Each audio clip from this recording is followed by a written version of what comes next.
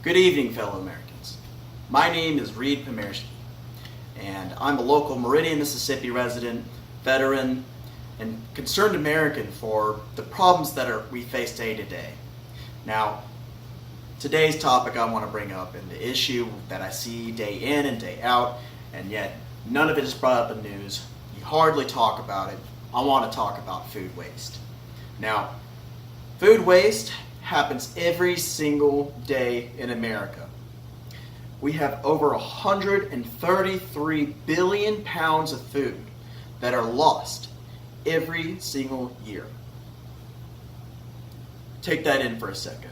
Now, if you think of this, you think of produce as heads of cabbage, broccoli, tomatoes, onions, but it goes way beyond that to fruits, to milk, to many different staples of America. 133 billion pounds is lost of that.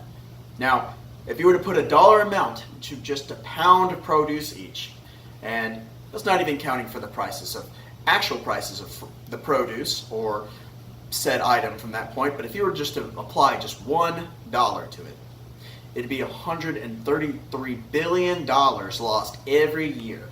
Now, food waste, it can be defined as just food that is lost or forgotten or is just not good to eat from that point, but that's not necessarily true. There's two different facets to it. It's food waste, and then there's food loss. Understandably, not every fruit that falls from the tree will be ripe. Not every single strawberry or banana that you bite into is going to be absolutely perfect. Now, you do have to realize is that out of that amount of produce that is produced from that year alone, 2/3 is left just to waste in the middle of the farm. They never make it to the truck. They never make it to the food banks of hungry people. They never make it to markets or anything else. Purely just on aesthetics. Aesthetics of what's going to sell and what the grocery stores will buy. Now, if you're asking like me, well, where's all the extra food? I mean, even if it's not pretty, if you could eat it, then why waste it? Well, the FDA does not feel the same way. They have imposed taxes and fees on all local farmers that want to give away their produce free of charge, not a single penny asked. They still have to pay to give their produce over to a food bank to feed a hungry American family. If you think about it, if 133 billion pounds, that's enough to fill 300,020 jumbo jets filled with food. This has to stop.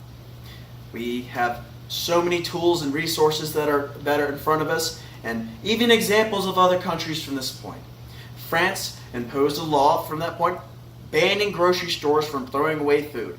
And as you may not know it, if you go to your local grocery store, it's the back, and you were to open a dumpster in the back, you will find it full of food.